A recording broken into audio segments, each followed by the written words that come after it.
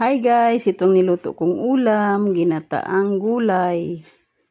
Yan guys, ang sarap niyan, sayuti at saka pritong isda. Tapos lalagyan ko pa yan itong na dahon ng kalabasa.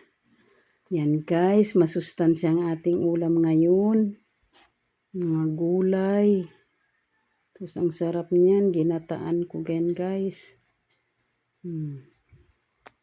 Paborito talaga yan ng mga anak ko, yung mga ganyan na ulam.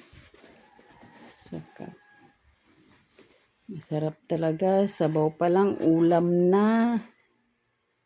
Yan guys, ang mga isda na pinirito ko.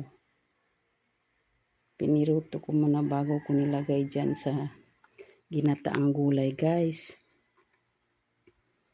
Yan, tapos ito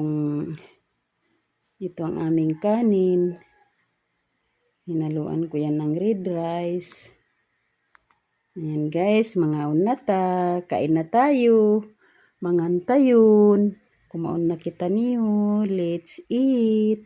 Ayan guys, sana nagustuhan ng ating video for today. Thank you so much guys for watching. I love you guys. Abangan ang susunod pa nating mga videos.